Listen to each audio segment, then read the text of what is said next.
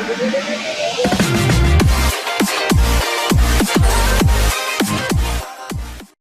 have with me Sunil Kakkar and Vipin Gimani. I would like to state that some of the statements made in today's discussions may be forward-looking in nature and may involve risks and uncertainties. Documents relating to our financial performance have been emailed to all of you. These documents have also been posted on our corporate website. I now invite Sunil to provide key highlights of our performance for fiscal 18. Thank you, Vimal. In my last call, I had shared thoughts on possibilities of unlocking value for the IDFC shareholders. In this direction, I would like to share with you that IDFC Alternatives Limited, a wholly owned step-down subsidiary of IDFC through the NOFHC, has entered into a definitive agreement with Global Infrastructure Partners India for the sale of its infrastructure asset management business. This sale will conclude on receipt of requisite regulatory approvals as applicable. As of now, IDFC Alternatives will continue to manage the private equity and real estate funds, and the sale to GIP India will not have any impact on its private equity and real estate verticals. I would also like to share with you that the board has proposed a dividend of INR 0.75 per share. The more important point to note, however, is that this translates to 100% of distributable profits. This step 2 reiterates our intention of unlocking value for IDFC shareholders in ways and means we can. To summarize, these are baby steps in the right direction. Hopefully, as time passes, we gain momentum. I will briefly take all of you through our progress in respect of IDFC consolidated financials. The consolidated balance sheet of IDFC as on March 31, 2018 was INR 1,33,852 crore for FY18, and the consolidated PAT was INR 590 crore. The consolidated net worth as on March 31, 2018 was INR 11,323. Performance, a large part of the business obviously comes from the bank. So let me focus more on the bank. Performance of our bank and the strategy behind it has been shared in detail in the last call by Dr. Lal, and I'll repeat most of it here again. Briefly, the strategic thrust of changing the composition of the balance sheet away from infrastructure into retail assets and corporate banking is very visible now. Our bank now has a well-diversified assets portfolio of about 71,000 crore, with corporate banking, which excludes infra, and retail assets contributing close to 50%. The share of our infra assets has come down to 34% from a 43% a year ago. Our organic retail assets tripled from 2,600 crore roughly as on March 31, 17 to INR 8,000 crore as of March 31, 18. The addition of close to 2,000 crore of retail assets in the last quarter. In the last quarter, we put on 2,000 crore of retail assets, indicates the build-up of a very strong momentum in the retail book. Likewise, the corporate banking assets within the wholesale bank grew 38% Y-on-Y from INR 19,000 as of March 17 to INR 26,000 as of March 18. This metamorphosis of the balance sheet is translating into a near-term P&L pain. PAT for FY18 was down 16% and stood at INR 859 crores. However, the fundamentals are improving. Our customer base roughly doubled from 2.7 million, doubled to 2.7 million from 1.4 million a year ago. Our bank distribution network now consists of 150 branches, 387 corporate BC outlets, 85 ATMs, and 17,474 merchant points. Of these 150 branches, 50 are in top 35 cities in India. The remaining 100 semi-urban rural branches are across Madhya Pradesh, Karnataka, Andhra Pradesh, Gujarat, Rajasthan, Tamil Nadu, and so on. In 2 years since the launch of the bank, we now have a presence in all top cities in the country and a semi-urban and a rural distribution footprint in 8 key states. Our CASA franchise has also grown strongly. It has increased 2.7 times from INR 2,094 as of March 17 to INR 5,710 crore as of March 18. Our strong relationship with the government translated in the government business contributing INR 2,763 crores to the CASA franchise. Our CASA to deposit ratio is now close to 12%, which is by no means insignificant for a bank that is just 2 years old. Our core deposits stands for CASA plus retail term deposits, also doubled from INR 4,900 odd to INR 10,000 crore as of March 31, 2018. Our core deposits now contribute over 20% to our total deposits. We have created a strong non-fund-based franchise amongst our customers, which has significantly strengthened our contribution of fees and commission to our financials. Our recurring fee income grew by 34% annually from INR 279 crore in fiscal 17 to INR 375 crore in fiscal 18. In particular, fees from trade and cash management grew by 88% from 65 crore in fiscal 17 to 122 crore in fiscal 18. Our underlying non-funded trade outstanding book grew by 50% from 18,600 odd crores to 27,900 crores as of March 18. Our legacy stressed asset book has not increased for almost last 10 quarters. The recent RBI inspection also validates our prudent provisioning. The divergence in the RBI assessment was solely on account of one account of classification. We had already identified this account as a stressed asset and provided for it. However, RBI for some technical reasons wanted it to be classified as NPA. The fact that the divergence was only in terms of classification is also obvious because the provision held against this asset was higher than as assessed by RBI, and therefore there was no impact. I repeat, there was no impact on our provisioning requirement in the last fiscal due to RBI audit. Our provision coverage ratio against our stressed book is now over 75%.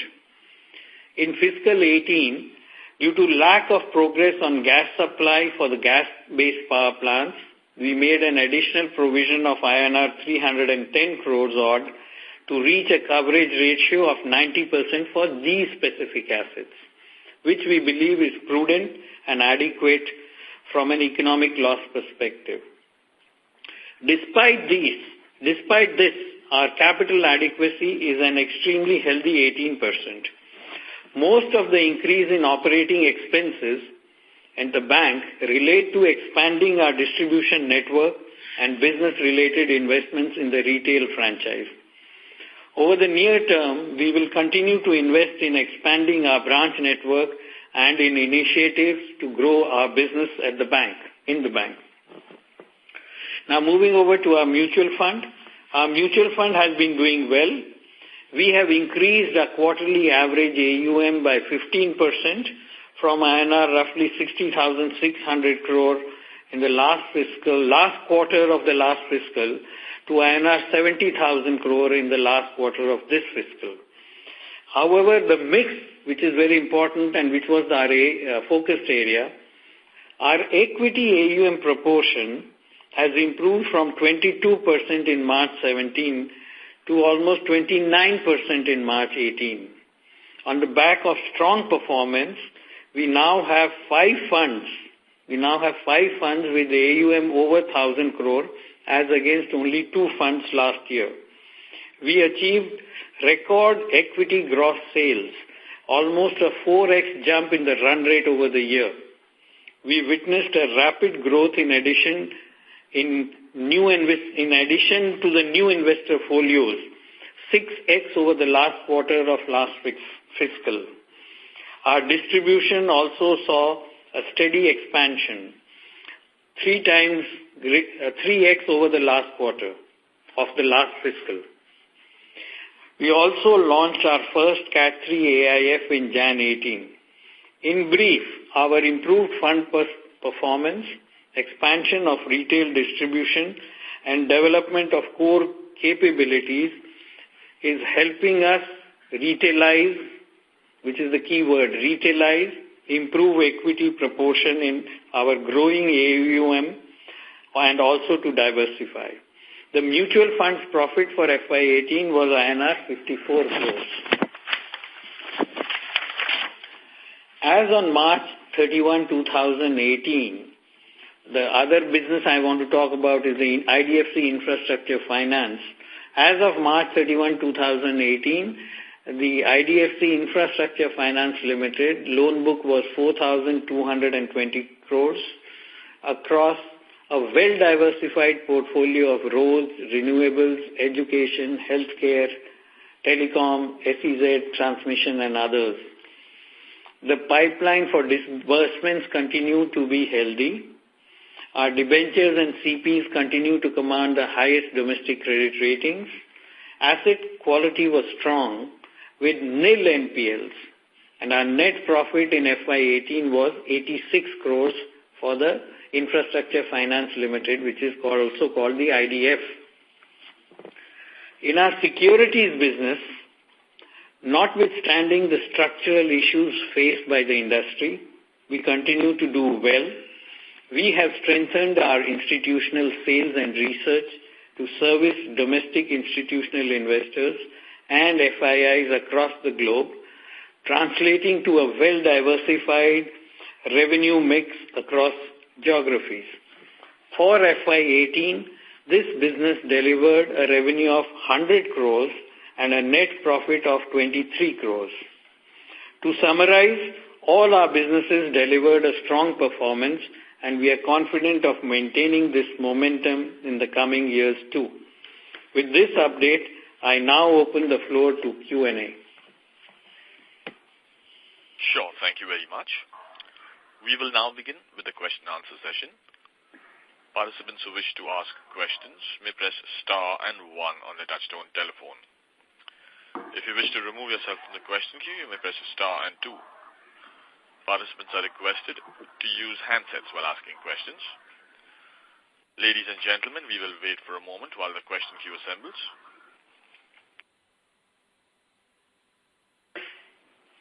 We have the first question from the line of Ashi Anand from Allegro Capital Advisors. Please go ahead. Yes, hi. Thanks for the opportunity. I just have a small clarification. On one of the slides of the presentation, you have the breakup between income and operating expenses, pre-provisioning operating profits across the different entities. I just want to understand what business do we do in IDFC standalone, which is really the 208 crores of income and 176 of PPOP, and what does the other segment with 220 crores of income and 204 crores of PPOP really reflect? The business, there's no business in IDFC, those are dividend income. Okay, excellent, okay. Broadly, IDFC FHCL, and the IDFC FHCL, which is a subsidiary. See, these consolidations become a more of an accounting complexity. Simply stated, IDFC Limited and IDFC NFHC standalone are just pass-through vehicles. All the business is done through subsidiaries. Okay, so the others is IDFC NOFC? Yes. Okay. So that is really, just to understand the structure of that, what would come under that? All the businesses. So IDFC Limited is at the top co. Okay. Below that, we have IDFC Financial Holding Company Limited, which is a 100% subsidiary as required by RBI. Below that, we have the bank, which we own 53% roughly, and all other subsidiaries, which we own 100%. Except IDFC, which is 81%. Okay, excellent. So both IDFC and others are basically just holdcos, and that's reflecting the respective dividend income and various other consolidating entries. Yes. Okay, excellent. Thanks for the clarification. Thank you. The next question is from Anirudh Agarwal from AAA Investments. Please go ahead. Yeah, hi. Thanks for the opportunity. My first question is actually on the IDF business. So this year we've seen the loan book grow by about 50%, but the profitability growth has been much lower. So what are the reasons for that? Yeah, first of all, growth, it depending on the timing, the profit doesn't flow through immediately, right? And the base is was low rather, and the margins continue to remain tight. So these are operating assets, the margins, and depending on the cost of funds. But the major reason is that the period impact, if I may just say so, because if growth happens largely say in the last quarter, you don't even get 1.5 months of revenue. Right. No, so what have the NIMs compressed in this business, and what is the current level of NIMs? No, they're broadly the same. So the other aspect is you have to make a standard asset provisioning of 40 basis points. So if you disburse something on, say, in the month of March, you have negative revenue. So you need to just... So there's nothing significantly different than what it was. Our average NIMs are roughly about 3%. But yeah, they have come down a little compared to last year. Okay, and the OPEX would be about 1% in this business or lesser than that? The OPEX as a percentage is very small. I don't have it in terms of percentage terms. I do have it in terms of the absolute term. It's about 15 crores, for the whole year, compared to an operating income of 110 odd crores. Okay. So 15 crores on 4,300 as your denominator. Very small number. Okay. And if I understand correctly, we have to sell 32% of this business in the next 6 months? Yes, we have to come down to 49%. The timelines are flexible. Okay, but are we looking to sell that stake actively? And in that case, can we benchmark these valuations to some of the NBFC valuations considering our nil NPAs and high ROA and ROEs? I wish. Depends on which NBFC you're talking. But NBFC has a range. Remember, this entity has a very restricted. So let's get into a little bit of detail. The IDF structure enjoys a tax benefit status, right? Yeah. And to continue with the tax benefit, the sponsor has to maintain between 30 to 49%. And so depending on whom we are able to find on the other side, so I don't know the answer saying what valuations you want to get in. As and when something comes up, we'll share with you. But it's a very specialized business. It is not a general business. It is in the infrastructure space. So let me put it that way. The interest levels have to be are coming only from the niche players who want to play in the operating infrastructure space. Okay, so let me put this another way. Let's say, would we be looking to sell at a valuation below 2 times book, or like, can you just give us some broad framework as how do you look at the valuation of this business? Let me be a bit more philosophical. The valuation is in the eyes of the buyer. There is nothing I can guide you towards. Okay. And secondly, on the alternatives business, can you disclose the transaction value for the recent sale of the intra funds? No. Okay. I mean, some color on that, because you will get to know when the results next year are or whenever we do our official. Remember that some of the things, what is the intent? The statements which I made is to be kept in mind with the overall broader direction of restructuring our corporate structure, right? These numbers are just numbers, and whatever they are, once we are required to disclose, we will disclose. But it's not going to move the needle significantly, let me put it that way. Okay, so coming to the structure, I mean, have we had some informal talks with the RBI as to whether it is a possibility to dismantle this whole NOFHC structure? No, we have no. I mean, the RBI, we will approach RBI at the right point in time. We will approach RBI at the right point in time. All we can say that if you read the 2016 guidelines, we are hopeful, and my word is only hopeful, that RBI may consider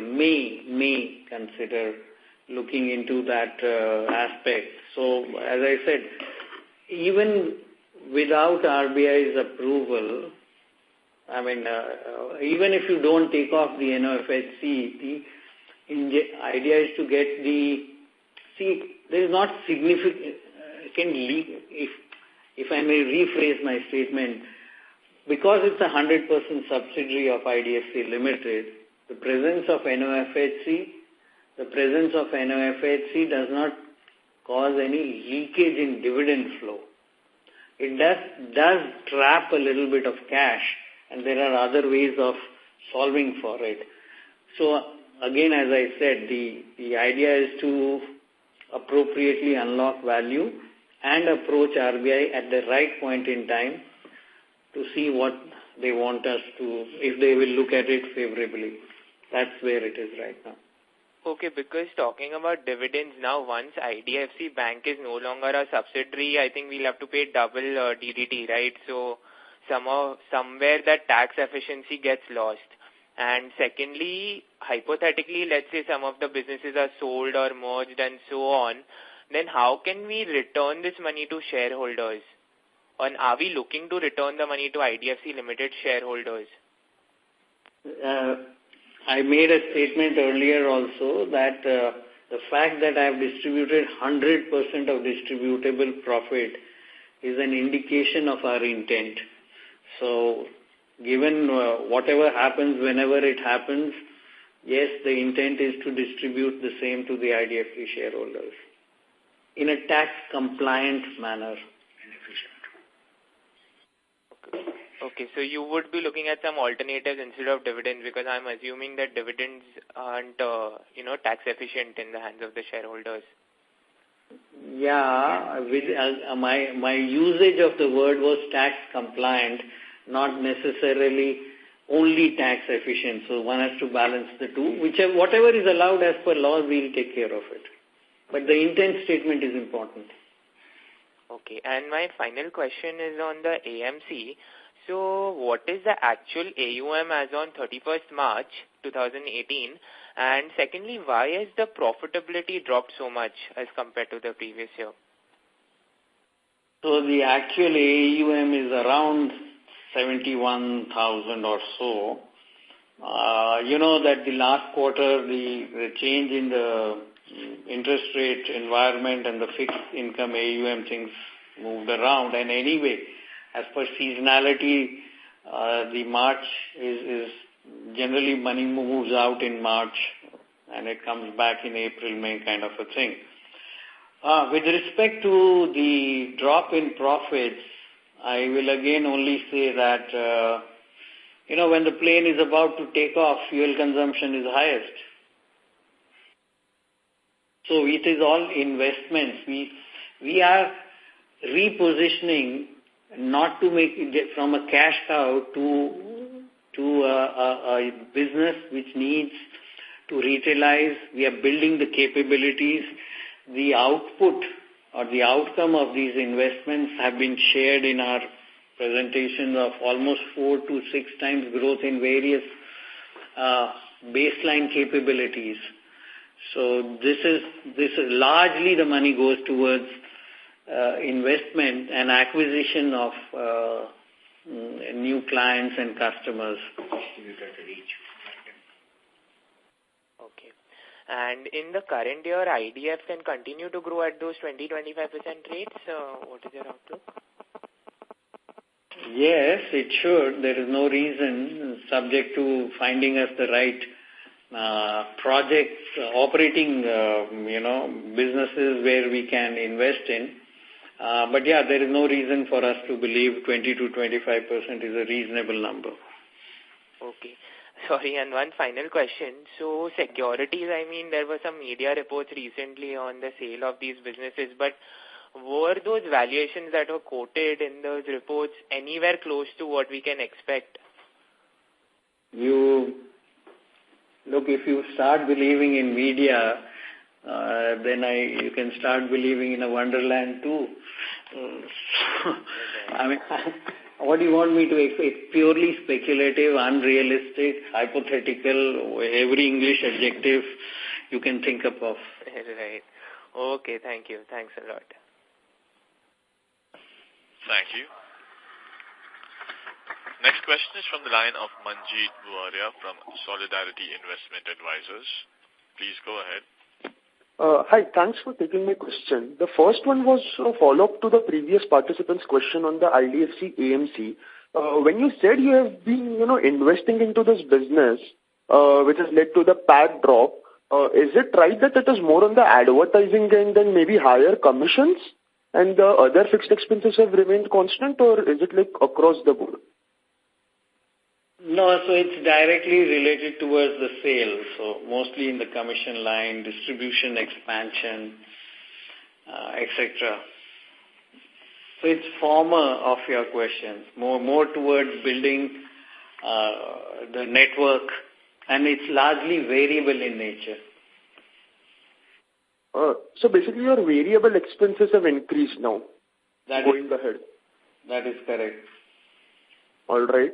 The second question was, there have been some media reports on the sale of AMC business. I'm not sure if you could comment on that.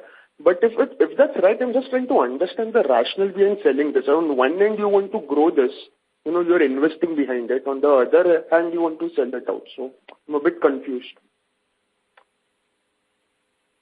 Well, all I can say is we continue to explore strategic opportunities from time to time.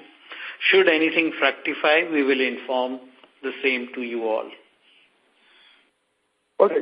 Final question was, at some point I think IDFC had a stake in National Stock Exchange. Do we still have it, or, have we sold out of it? That's with the bank. Okay, it's moved to the bank. And the bank continues to hold it? Yes. Okay, thank you. That's all from my side. Thank you. The next question is from Rajiv Patel from GC Investments. Please go ahead. Yeah, hello, and thanks for taking my question. Sir, just to come back to that AMC question, so what is the steady state expenses that you see right now? Because from a 48 crore in Q3, it's gone up to 83 crores in Q4. So what is the kind of run rate that we'll see? As I was mentioning to the last participant also, these are largely variable in nature. So the more my gross equity sales improve. So look, this is an accounting anomaly here, which we are probably going to correct as we go along. If there is a concept of DAC, Deferred Acquisition Cost, once we introduce that, and we have got our statutory auditors to agree to it, because there is a huge amount of upfront cost and the benefits come over a period of time. So there is a mismatch in terms of timing. So the numbers would get appropriately reflected as we go along. But all I can say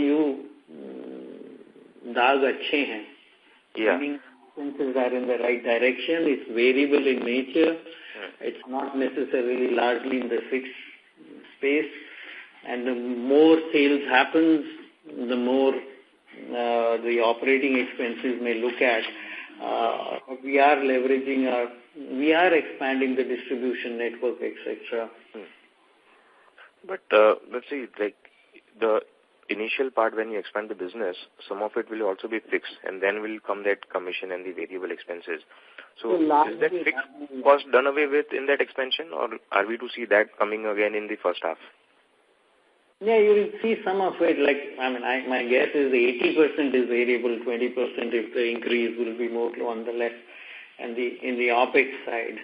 Okay. See, we have moved. You need to understand that our gross sales of equity is now multiple times more than what it used to be earlier.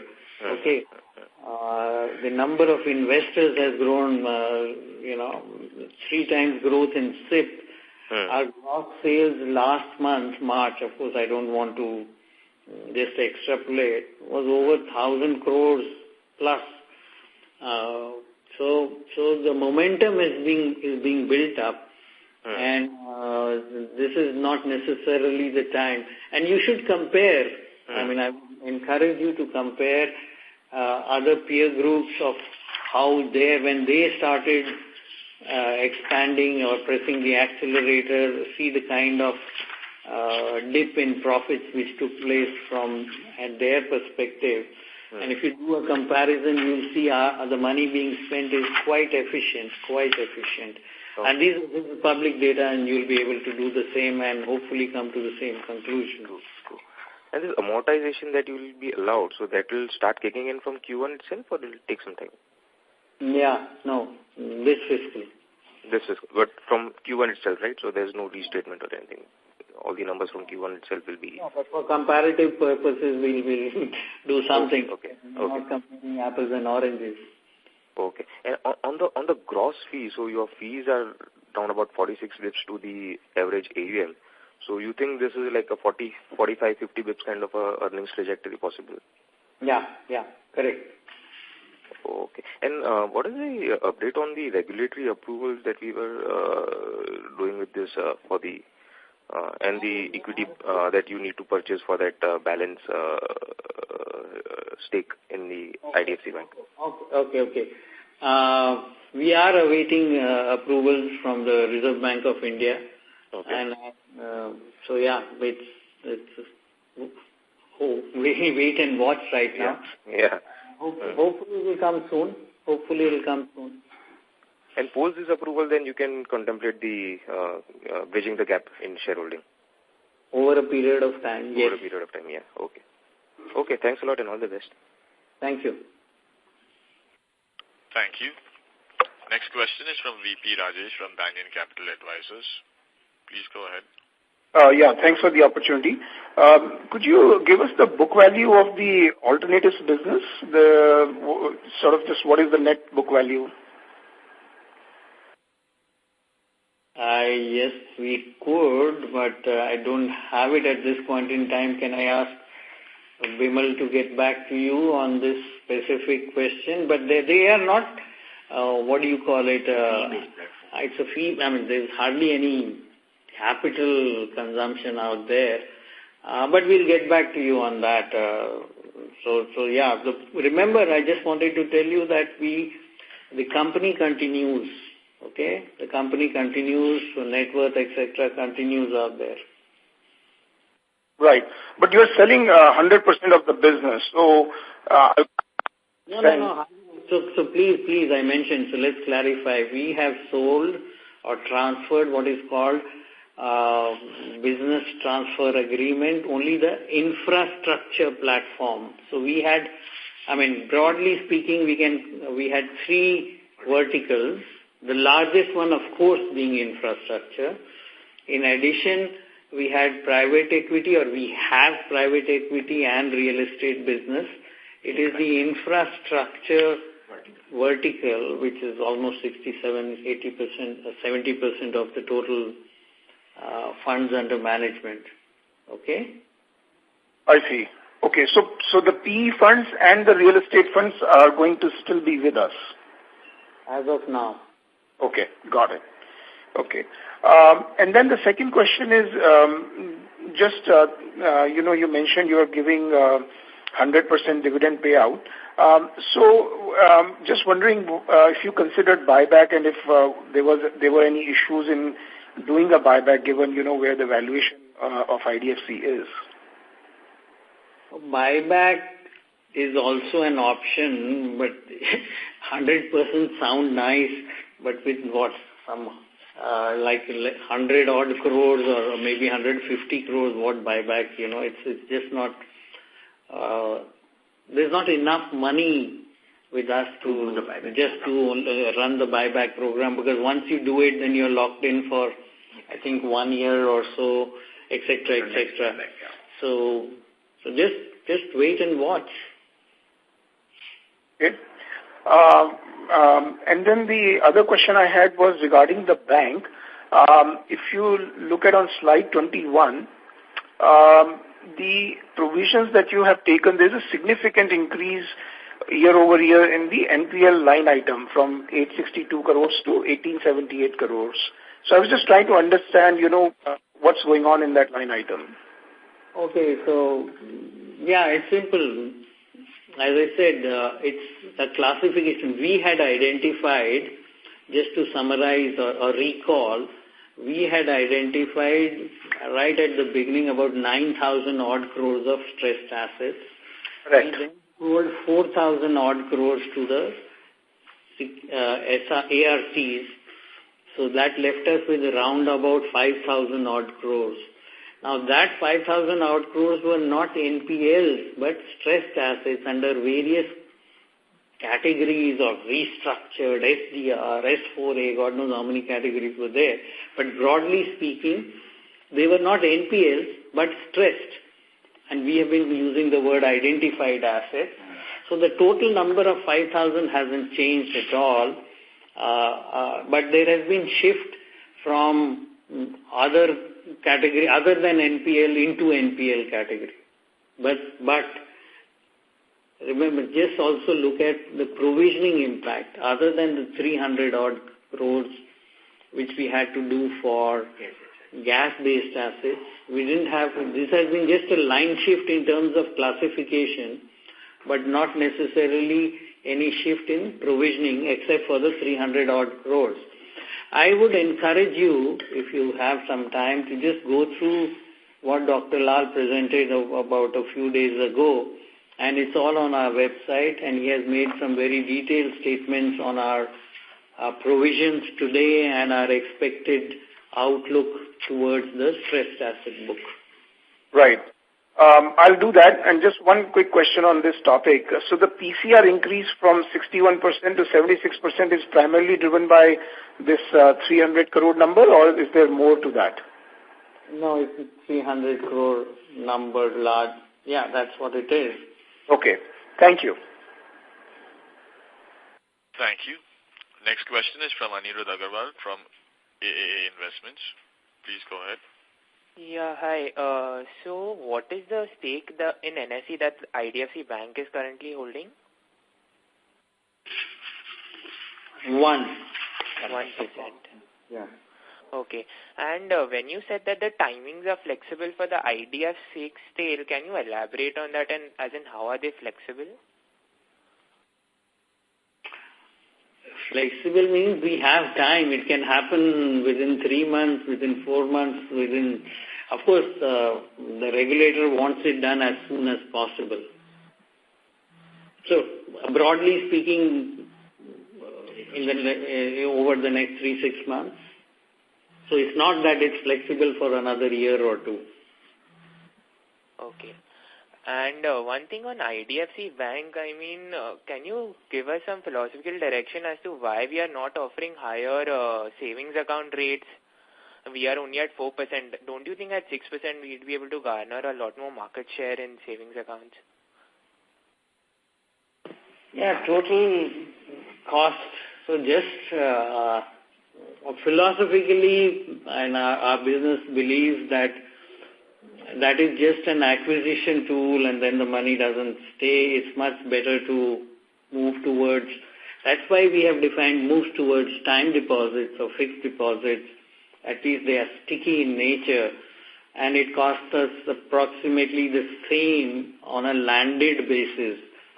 But yeah, that option is not ruled out, but it will just be a question of when we feel that it is absolutely necessary to move in that direction. We are, through various service points, etc., we're still able to garner the savings account at that level, but the focus is on total deposits, as we call it, core deposits, which is CASA and retail time deposits. So again, let me just say it's an option which we can press whenever we feel like. It's like buying, buying the money. And it is not, on a fully loaded basis, it is quite, relatively speaking, as expensive as anything else. So let's see. Once you have broadened the distribution network, so it's a timing also. And again, I'm saying we have not ruled it out, but as of now, there is no, no direct decision making yet done about whether we're going to change the interest rate or not. Okay. And can you give me the net worth of the IDF business as on 31st March? Yes, 730 odd crores. 730 crores. Okay. And in the AMC business, would you be looking to get a new partner in that business, or would we be looking to cede control? What is the thought? I repeat, we continue to explore strategic opportunities from time to time. Should anything fructify, we'll inform the same to you all. Okay. Okay, thank you. That's all from my side. Thank you. Next question is from Sangam Iyer from Shubham Ventures. Please go ahead. Yeah, sir, just a small clarification. I'm sorry to interrupt, but we have a bad connection. There's a lot of disturbance on your line. Request you to use your handset, maybe. Is it audible now? Yes, sir. Please go ahead. Yeah, so just wanted to understand for the infra fund that we are entering into an agreement with the global infrastructure partners, is there any consideration that you would like to share with us? No, thank you. Can't. Hello? I couldn't get you. No, the answer is no. Okay. And sir, just on the timeline for the IDFC Bank, from the IDFC Bank's perspective, post the RBI approval that's expected soon, can Mr. Vaidyanathan and his team begin at least the operational part of it in terms of integration with Capital First, or it has to wait till all the procedures are completed before the team comes and starts looking at how things are to be integrated and the process to start? No, so this is guided by our lawyers as to what can be done and when. Non-business function, we can plan for the integration, how it will go about, etc. But no direct decision-making can be involved. For obvious reasons, RBI approval is one part, then there is NCLT approval, there is a big step out there, the shareholders have to approve. So we have to function as if two independent entities from a decision-making perspective is concerned, but we can plan for the integration. That's the general principle the lawyers have advised us. Okay, so post the RBI approval, at least the planning stage can begin with, but the actual execution, etc., would actually start off once the NCLT and the shareholders, everything comes through. That is correct. Okay. Thank you, sir. Thank you. Next question is from Mananar Javeri, who's an individual investor. Please go ahead. Hello. Yes. Yeah, good afternoon, sir. Good morning, sir. Good morning. Do IDFC has any plans to enter any new businesses? No. Okay. Thank you. Thank you. Next question is from Raja Kumar Vaidyanathan, who's also an individual investor. Please go ahead. Yeah, good morning, sir. Thank you for taking my question. So I have a couple of questions. So basically, I want to know, after you sell off or, do a strategic thing with respect to the businesses that you have identified. So I just want to know what businesses will remain with IDFC apart from the stake that you have with the bank. Because I see that apart from the stake that you have with the bank, the other verticals are not that significant enough. So, with the result, there is a huge holding discount, the shareholders of IDFC are seeing, and because of the market prices are subdued. So I just want to know, what do you want to tell the shareholders that, apart from the bank shareholding, what is that the IDFC will do, after you have a strategic review of all the businesses, that you want to either seek complete control or do a partial divestment? Well, last investor call, if I may just recollect, is I have said that the intent of IDFC management and the board is to unlock value and transfer as much as we can in a tax-compliant way to the shareholders. Now, all I can say is I can't really elaborate more than that intent statement, but I guess you are a smart investor and you can read into it. Yeah, no, I think my question is, I still don't know, in what way I'm better off holding IDFC or IDFC Bank, because the way you are saying that, I don't see anything significant remaining apart from the bank stake, with IDFC. So I just want to know what is the thought process behind having two listed entities, if you're not going to have anything significant other than the bank stake. Look, it is because of a certain regulatory format given to us by the Reserve Bank of India. And should the regulator allow us to modify the whole structure and make it into one listed company, that would be our desire too. But this is not in my hands, and I have said it repeatedly on various calls that we will go to and explore with RBI, but without their approval, without their blessings, I don't think it would be fair on my part to tell you that this can or may happen or may not happen. But yeah, the intent is to reduce the holding company discount to as much as it can be, and work with the regulator and seek their approvals to see to it that if possible, again I repeat, if possible, to reduce from two listed company to only one listed company. So is that something which you are actively pursuing? I know, the current regulation, you are kind of handicapped. So I'm just saying that is that something which the board is, looking at in terms of talking to the regulators, or it is something which is at a very nascent stage? It's a bit at the nascent stage. We have too many things up in the air. We first need to ensure that we get through the merger process, and at an appropriate time, not in a very distant future, we will approach the regulators. Okay. Thanks a lot. All the best. Thank you very much. That was the last question. I would now like to hand the conference back to the management for any closing comments. Thank you all, and we hope next quarter would be better and more beautiful. Some more time. Thank you. On behalf of IDFC Ltd.